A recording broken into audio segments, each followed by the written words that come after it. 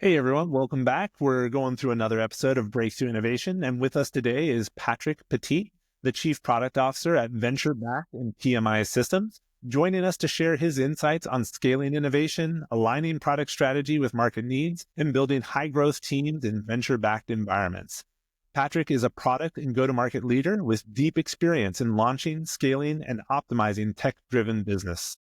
With a track record of raising over $3 million for multiple startups, building cross-functional teams across multiple continents, and overcoming scaling challenges in innovation, he has mastered the art of turning bold ideas into market-ready products. In this episode, Patrick will share his strategies for prioritizing product development with limited resources, aligning market demand with product innovation, and navigating the complexities of distributed teams in high-growth environments. So whether you're a founder, investor, or product leader, this conversation is going to be packed with valuable takeaways. Patrick, thanks for coming onto the show. We're thrilled to have you here. Yeah, thanks. Thanks for inviting me. I'm excited to be here. We're looking forward to it. So starting off, tell us a little bit about your journey and what led you to your current role. Yeah, so my journey has been a product of failure. It's been literally failing my way to where I'm at today. And it's just the only way that I found to get to any assembly of success. And what I mean by that is you mess up, you fail, but how fast do you respond? How quick can I get back on my feet and take a next step towards the right pivot? And sometimes those pivots aren't always the right pivots, and they land you in uncharted territories that you've never been before, but you just keep going forward. How do I say yes in a way that provides me opportunity to take advantage of something I may not be fully prepared for? And that's been mostly how I've built my career, is finding a way to say yes whenever I'm not exactly sure about what step to take next, but I have enough faith in myself and trust in my ability to put myself in a position to take advantage of the opportunity. So in short, I think from a high level esoteric perspective, that's how I got here today, and how I've, through relationship building, talking with people, getting to know people, has put me into a position to where I'm able to take advantage of those relationships. I love that. No, that's awesome. I think that's similar to both JL and myself, is that belief in yourself that, hey, we'll figure it out. Whatever you ask, we'll figure it out. Yeah. Love it. And that confidence that if we don't figure it out, there's a way to recover and to keep moving forward. Yes. I mean, so put it this way. I think I told you guys before we started the show, I just celebrated, my baby's first birthday, which has been incredible. I got a lifetime more to go. But that 5 years ago was 2019. I had just raised money for a startup. It was around the restaurant industry. And so it was helping people get connected around experience sharing. And I got to like 200 restaurants. We were scaling the business pretty well, just looking to scale out my sales team to like 5-6 people. And that 2020 came around. I lost everything. I pivoted towards a direction that wasn't the right pivot. QR codes were on tables. No one wanted to do them back then. It was a really hard sell, but we got to now where it's all you see on restaurant tables. But it was because of that failure and me completely losing everything. I hope to never fail that egregious again. That was really tough to go through. But I ended up moving to a new city. I found my wife, who is the best partner I could possibly think of to be with. I have a family that I'm building. I've met new people that I've started new ventures with. So if it wasn't for that, I don't know where my life would be. But I can tell you this, I'm extremely grateful for the one I'm living today. Yeah, it's impossible to connect the dots looking forward. It's really hard, if not impossible, to connect the dots in the moment. It's only when we look backwards that they start to make sense. So I love that view of the world, of making the best out of what you have. And to be fair, I don't think anyone really made it out of the 2020 stuff unscathed. So I don't think you're alone there. I am curious, though, we talk about failing into success. When you look at startups and scale-ups, what are some of the big mistakes, the common mistakes that you see them making when they're trying to establish product market fit? Yeah, so you try to gain perspective from people in the right positions, and you try to find the strategy that is perfect for your execution on early adoption. But what you have to realize is that not every feedback up front, as I'm trying to understand where I go with a product, as I'm trying to create a new space for myself, is the right feedback. Take it all into consideration, listen to it. But at the end of the day, no one's going to want to pay for your product immediately. And so whether that's a discount, it doesn't really help. And so I need to figure out, how do I get myself to revenue as quick as possible but what are the real problems that they're telling me? It's reading between the lines, not what they say, but what do they mean by what they say? And so you're never going to have a perfect product market plan at the beginning. You just need to start moving. Just start going forward, whatever that means. You'll figure it out. But nothing's ever going to be perfect out of the gate.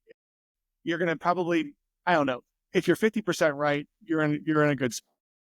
And being able to understand the value of feedback and responding to it, not always saying yes to all the feedback. Particularly when JL and I work in more corporate environments, they will take internal feedback as a mandate. You must change, instead of a feedback that you can evaluate and say, okay, what do I learn from this? What's the qualitative information that I can learn from this? And how should I pivot? And just because you have a customer say, make me a faster horse, doesn't mean you make them a faster horse. You still make them a car.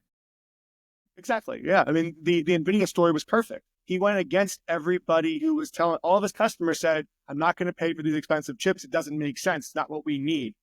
But you have to believe in where you believe markets are going to some degree, because it's a bet. We're playing in a startup space, highly volatile. Most people find failure more than they find success. That's the nature of the beast. So you've got to take those stances, be delusional in what you believe, because it's delusional to think you can start a company and become a unicorn. But here I am doing it for another time, because it's not about the outcome. It's about the process. I just love playing space, and it's just fun. And so if I can make money while I'm doing it, that's fantastic.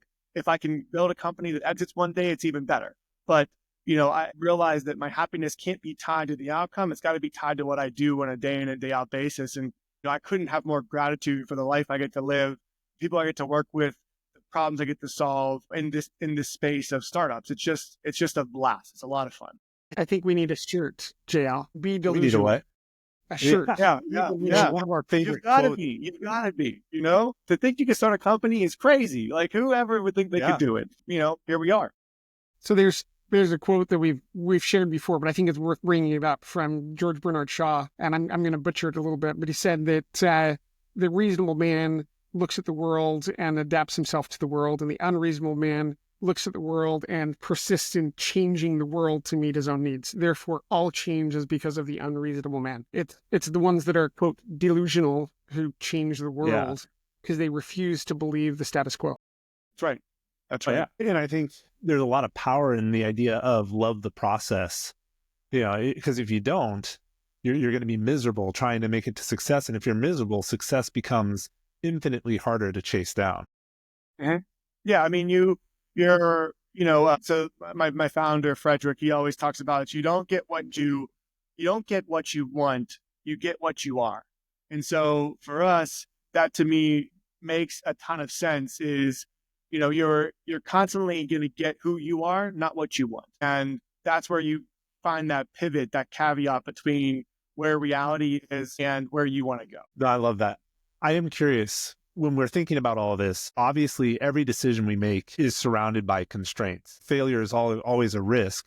So how do you analyze the constraints? How do you kind of be fearless in the face of failure and actually make a decision on product features or product at all? And how do you prioritize? Yeah. So you've got to know where you want to go, and you've got to have, again, that delusional belief in what you're trying to solve. And so you've got to know you've just got to make a decision and go with that. And your gut's going to guide you along the way at the beginning. Provide feedback, but put something real in people's hands before you really start to dive into that. Do the market research, build your personas, know those ICPs, understand where you're going and what matters to them. Get an idea for how they work and what's important to them and what problems they're usually solving and what problems come across their plate that are their own problems, not ones that they solve for others. And so building that landscape of understanding is important. Make decisions rooted in education, in data, and allow yourself to take that gut intuition of building a company to drive your focus moving forward, but do it through a lens of understanding. Do it through a lens of data-driven insights. But at the end of the day, you've just got to make decisions and know that no decision is monumental. Every decision is small. It's a matter of creating those quick feedback loops. If I make this decision, where am I getting information from to see whether or not that decision was correct? And how fast am I willing to make a change? Just because I know the mountain I want to climb and I had a path that I initially scoped out for myself doesn't mean that that path's going to work. Things are going to happen along the way that I have zero control over. So I've got to be willing to continue to go up that mountain, but to take a different path. Not everything has to be stuck. Not everything has to be right. Another mentor of mine told me the way you find success is knowing that yourself yesterday, last week, last month, last year was just an idiot. How could he have ever thought these things? How could you have ever thought that was a good decision, or that person was right? And at the time you thought you were making the right decision.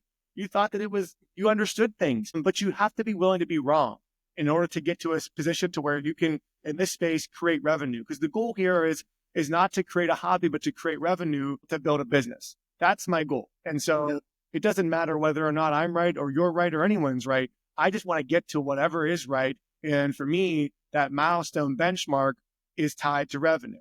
User adoption, engagement, things like that all matter. But at the end of the day, am I building a company that's capturing revenue? If that's the case, top dollar revenue is going to solve a lot of problems. We can always become more efficient. I can always cut costs, but I can't always create top dollar revenue. I think part of it ends up being like, how do you make failure cheap? Right. I think so much of the fear of failure is the cost involved. And when you get big and you have the bureaucracy and all that stuff involved, like failure cost just starts going up and up and up. You start planning bigger stuff costs more. So I think the way I look at it is, how do you fail small, fail cheap, and fail smart, right? Take small risks, find cheap ways to test, and then make sure you're smart and you learn from it. And I think if you make it that small, then what you prioritize becomes a bit less important. As long as you've picked something good, you don't have to pick the best thing. As long as you picked something good, it's fast, it's small, you can pick the next good thing if that doesn't work out. Yeah. Right. That's right. Yeah. Don't put too much weight in any one decision. And that's why, the methodology around failing cheap is great, because it puts less onus on any one decision that I make or any one decision that you make, as you can always make another decision the next day. So just move on, take a step, right? Same thing that we talked about earlier with the go-to-market strategy. Just get started. You'll figure it out. That's the only way. Yeah, no, I love it. So we're kind of moving into that wrap-up phase, Patrick. So I'm curious, as we kind of work towards the end here, what is the takeaway our listeners should have from this conversation? What's the thought you want to leave them with? Yeah, I think you're never ready in real time. You're never going to be ready to begin. It's just, you're never going to get there. There's always something. You always find a reason as to why not. They're so easy to find. It is so hard to just start. And even though things are never going to go the way that you want, I wish it just went like this and you just kept getting better. Unfortunately, it's a lot of a roller coaster, especially in the startup world. And so it's scary, it's daunting, it's insurmountable, it's delusional. But at the end of the day, it's a really fun game that you get to play, because you get information quickly, you make decisions rapidly, you get to work with people on a level that's a lot more integral to who they are and what they believe in and the problems that matter to them. And so you really get to make an impact in a really short period of time, and getting small little problems right and helping somebody in any way that is meaningful to them, it just feels good. And so I think at the end of the day, it's okay to not be ready, but it's never okay to let it stop you from starting. Yep. And it's never been easier. I think that's come through in a number of our episodes at this point, that the barrier to entry has never been lower than it is today. So I love it. Just get started. Take that first step.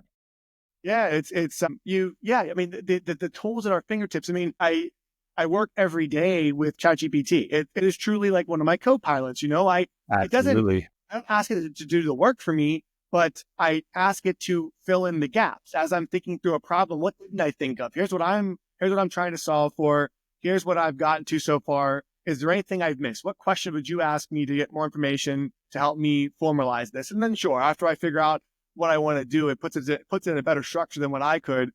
So I like it to do that part for me. But at the end of the day, it's not going to do your work for you, DeepSeek, whatever tool you want to use. But it's going to be a problem solver with you. So use it. It has so much has so much knowledge at its fingertips. I would be remiss to not tap into that network if I couldn't, right? And it's going to help you pick up your game a lot faster if you're curious and you allow that curiosity to lead you into new uncharted territories. Absolutely. So Patrick, if people want to work with you, if people want to partner with you, what's the best way for them to connect with you? Yeah, so I think LinkedIn's probably the best. You can find me on LinkedIn under my name, Patrick Petit. You'll find me CPO. I'm out of Washington, D.C. My profile's there. I can even drop a link to you guys if you want to put it into the description. Absolutely. Awesome. So Patrick, thank you so much for the conversation. This has been a great conversation, great insights.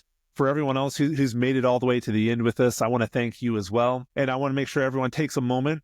You can do it right now. Hit pause. Go over to that like and review section, hit the like, hit the reviews, put something in there and let us know what you think. And then if you found value in this conversation, introduce Patrick to some of your friends, some of the other people you know who can benefit from his experience and his insights from today. Also, take a moment, go back through the episode and find the insight that matters most to you. Try some things out and let us know how it goes. We think continuous improvement is probably one of the most important things you can focus on both personally and as an organization. So get to it. Thanks again. Patrick, thank you. We'll see you all next time on Breakthrough Innovation. Thanks, Patrick.